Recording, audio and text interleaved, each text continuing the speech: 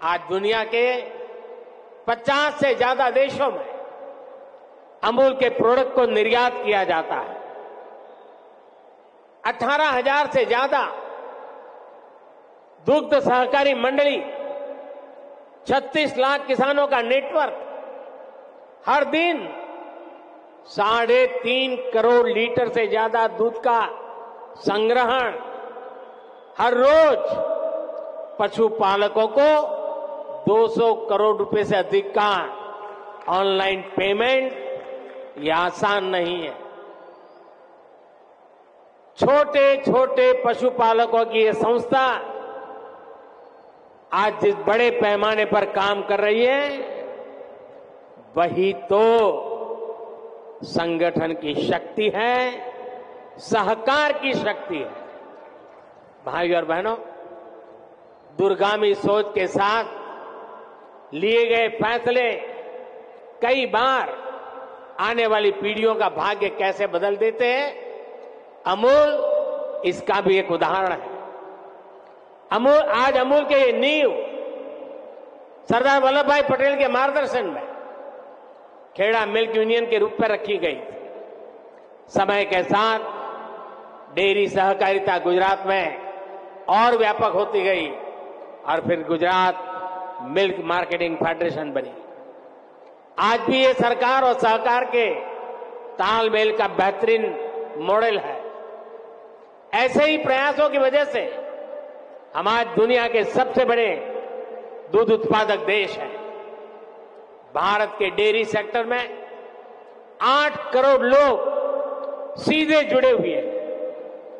अगर मैं पिछले 10 साल की बात करूं तो भारत में दूध उत्पादन में करीब करीब 60% वृद्धि हुई है। पिछले 10 वर्षों में प्रति व्यक्ति दूध उपलब्धता भी करीब करीब 40% बढ़ी है। दुनिया में डेयरी सेक्टर सिर्फ 2% की दर से आगे बढ़ रहा है, जबकि भारत में डेयरी सेक्टर 6% की दर से आगे बढ़ रहा है। साथियों, भारत के डेयरी सेक्टर की एक सबसे बड़ी विशेषता है जिसकी उतनी चर्चा नहीं होती। आज इस ऐतिहासिक अवसर पर मैं इस विषय पर भी विस्तार से चर्चा करना चाहता हूं। भारत में 10 लाख करोड़ रुपए के टर्नओवर वाले डेयरी सेक्टर की मुख्य कर्ता धर्ता देश की नारी शक्ति है। हमारी माताएं हैं, हमारी बहनें हैं, हमारी बेटियां हैं। आज देश में धान, गेहूं और गन्ने को भी मिला दें तो भी इन फसलों का टर्नओवर 10 लाख करोड़ रुपए नहीं होता, जबकि 10 लाख करोड़ टर्नओवर वाले डेयरी सेक्टर में 70% काम करने वाली हमारी माताएं, बहनें, बेटियां हैं। भारत के डेयरी सेक्टर की असली रीढ़, असली बैकबोन यही महिला शक्ति है। आज अमूल सफलता की जिस ऊंचाई पर है वो सिर्फ और सिर्फ महिला शक्ति की वजह से है। आज जब भारत विमेन लेड डेवलपमेंट के मंत्र के साथ आगे बढ़ रहा है तो भारत के डेयरी सेक्टर की ये सफलता उसके लिए एक बहुत बड़ी प्रेरणा है। मैं मानता हूं कि भारत को विकसित बनाने के लिए भारत की प्रत्येक महिला की आर्थिक शक्ति बढ़नी उतनी ही आवश्यकता है। इसलिए हमारी सरकार आज महिलाओं की आर्थिक शक्ति बढ़ाने के लिए भी चौतरफा काम कर रही है। मुद्रा योजना के तहत सरकार ने जो 30 लाख करोड़ रुपए से ज्यादा की मदद दी है, उसकी करीब 70% लाभार्थी बहनें बेटियां ही है। सरकार के प्रयास से पिछले 10 साल में महिला सेल्फ हेल्प ग्रुप से जुड़ी महिलाओं की संख्या 10 करोड़ को पार कर गई है। पिछले 10 साल में भाजपा सरकार ने इन्हें 6 लाख करोड़ रुपए से अधिक की आर्थिक मदद दी। सरकार ने पीएम आवास योजना के तहत देश में जो 4 करोड़ से ज्यादा घर दिए हैं, उनमें से ज्यादातर घर भी महिलाओं के नाम है। ऐसी अनेक योजनाओं की वजह से आज समाज में महिलाओं की आर्थिक भागीदारी बढ़ी है। आपने नमो ड्रोन दीदी अभियान के बारे में जरूर सुना होगा। इस अभियान के तहत अभी शुरुआत में गांव के स्वयं सहायता समूहों को 15,000 आधुनिक ड्रोन दिए जा रहे हैं। ये आधुनिक ड्रोन उड़ाने के लिए नमो ड्रोन दीदियों को ट्रेनिंग भी दी जा रही है। वो दिन दूर नहीं जब गांव-गांव में नमो ड्रोन दीदियां कीटनाशक छिड़कने से लेकर खाद छिड़कने में भी सबसे आगे रहेगी। साथियों, मुझे खुशी है कि यहां गुजरात में भी हमारी डेयरी सहकारी समितियों में महिलाओं की संख्या लगातार बढ़ रही है। मुझे याद है जब मैं गुजरात में था तो हमने डेयरी सेक्टर से जुड़ी महिलाओं के लिए एक और बड़ा काम किया था। हमने सुनिश्चित किया कि डेयरी का पैसा हमारी बहनों बेटियों के बैंक खातों में सीधा जमा हो। मैं आज इस भावना को विस्तार देने के लिए भी अमूल की प्रशंसा करूंगा। हर गांव में माइक्रो एटीएम लगने से पशुपालकों को पैसा निकालने के लिए बहुत दूर जाने की जरूरत नहीं पड़ेगी। आने वाले समय में पशुपालकों को रुपे क्रेडिट कार्ड देने भी उसकी भी योजना है। पायलट प्रोजेक्ट के तौर पर पंचमहाल और बनासकांठा में इसकी शुरुआत भी हो चुकी है। भाई और बहनों, गांधी जी कहते थे कि भारत की आत्मा गांवों में बसती है। विकसित भारत के निर्माण के लिए भारत की ग्रामीण अर्थव्यवस्था का सशक्त होना जरूरी है। पहले केंद्र में जो सरकारें रही वो ग्रामीण अर्थव्यवस्था की जरूरतों को टुकड़ों में देखती थी।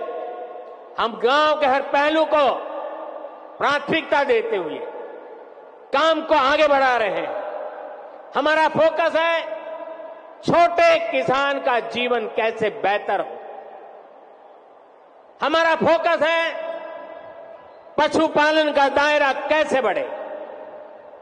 हमारा फोकस है पशुओं का स्वास्थ्य कैसे बेहतर हो। हमारा फोकस है गांव में पशुपालन के साथ ही मछली पालन और मधुमक्खी पालन को कैसे प्रोत्साहित किया जाए। इसी सोच के साथ हमने पहली बार पशुपालकों और मछली पालकों को भी किसान क्रेडिट कार्ड की सुविधा दी है। हमने किसानों को ऐसे आधुनिक बीज दिए हैं जो जलवायु परिवर्तन का मुकाबला कर सके। भाजपा सरकार राष्ट्रीय गोकुल मिशन जैसे अभियानों के माध्यम से दुधारू पशुओं की नस्ल सुधारने का भी काम कर रही है। लंबे समय तक फुट एंड माउथ डिसीज, मुंह पका और खर पका हमारे पशुओं के लिए बहुत बड़े संकट का कारण रही। इसी बीमारी के कारण हर साल हजारों करोड़ रुपए का नुकसान आप सभी पशुपालकों को होता है। इसकी रोकथाम के लिए केंद्र सरकार ने पूरे देश में एक मुफ्त टीकाकरण अभियान चलाया।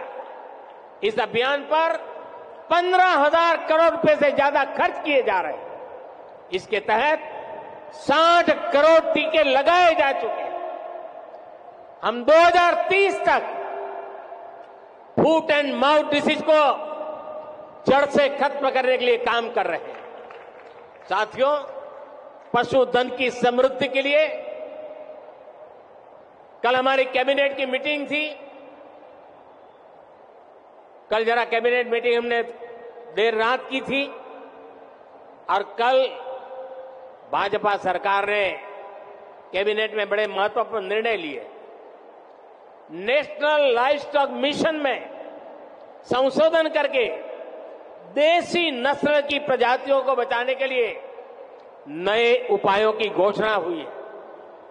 बंजर जमीन को चारगाह की तरह उपयोग में लाने के लिए भी आर्थिक मदद देने का निर्णय लिया गया है। सरकार ने पशुधन का बीमा कराने में किसान का कम से कम खर्च हो, इसके लिए प्रीमियम की राशि को भी कम करने का फैसला लिया है। ये फैसले पशुओं की संख्या बढ़ाने, पशुपालकों की आय बढ़ाने में और मददगार साबित होंगे। साथियों, हम गुजरात के लोग जानते हैं कि पानी का संकट क्या होता है। सौराष्ट्र में, कच्छ में, उत्तर गुजरात में हमने अकाल के दिनों में हजारों पशुओं को एक स्थान से दूसरे स्थान पर मीलों मीलों चलते जाते देखा। हमने पशुओं के मरते पशुओं के ढेर, उसकी तस्वीरें भी देखी है। नर्मदा जल पहुंचने के बाद ऐसे क्षेत्रों का भाग्य बदल गया। हम प्रयास कर रहे हैं कि भविष्य में ऐसी चुनौती से ना जूझना पड़े। सरकार ने जो 60,000 से ज्यादा अमृत सरोवर बनाए हैं, वो भी देश की ग्रामीण अर्थव्यवस्था को बहुत मदद करने वाले हैं। हमारा प्रयास है कि गांव में छोटे किसान को आधुनिक टेक्नोलॉजी से भी जोड़े। गुजरात में आपने देखा है कि बीते वर्षों में माइक्रो इरिगेशन का दायरा, टपक सिंचाई का दायरा कई गुना बढ़ गया। टपक सिंचाई के लिए किसानों को मदद दी जा रही है। हमने लाखों किसान समृद्धि केंद्र स्थापित किए ताकि किसानों को गांव के निकट ही वैज्ञानिक समाधान मिल सके। जैविक खाद बनाने में किसानों को मदद मिले, इसके लिए भी व्यवस्थाएं बनाई जा रही है। साथियों, हमारी सरकार का जोर अन्नदाता को ऊर्जादाता बनाने के साथ ही उर्वरक दाता बनाने पर भी है। हम किसानों को सोलर पंप दे रहे हैं। खेत की मेड़ पर ही छोटे छोटे सोलर प्लांट लगाने के लिए मदद दे रहे हैं।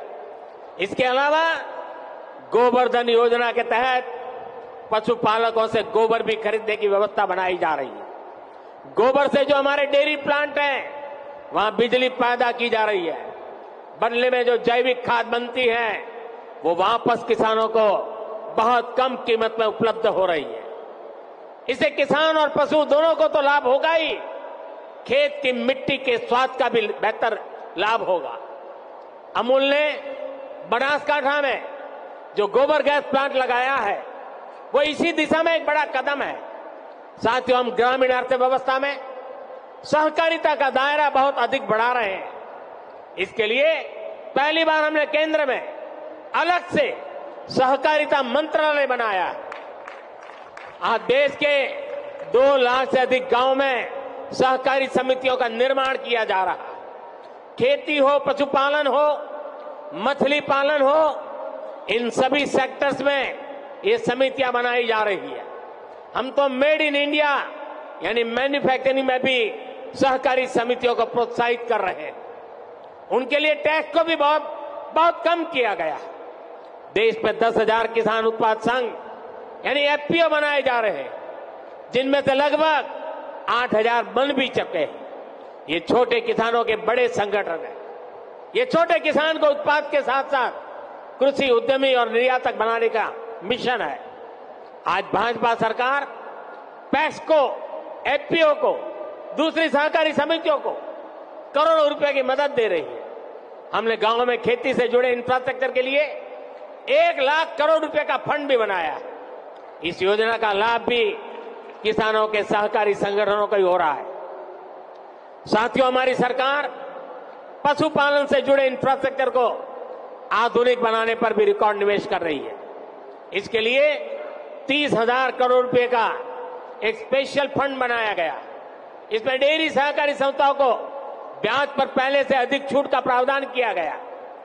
सरकार मिल्क प्लांट के आधुनिकीकरण पर भी हजारों करोड़ रुपए खर्च कर रही है। इसी योजना के तहत आज साबरकांठा मिल्क यूनियन के 2 बड़े प्रोजेक्ट का उद्घाटन हुआ है। इसमें प्रतिदिन 800 टन पशुओं का चारा बनाने वाला आधुनिक प्लांट भी शामिल है। भाइयों और बहनों, मैं जब विकसित भारत की बात करता हूं तो मेरा विश्वास, सबका प्रयास इस बात पर है। भारत ने अपनी आजादी के 100वें वर्ष यानी 2047 तक विकसित भारत होने का संकल्प लिया है। एक संस्था के तौर पर अमूल के भी तब 75 साल होने वाले। आपको भी आज यहां से नए संकल्प लेकर जाना है।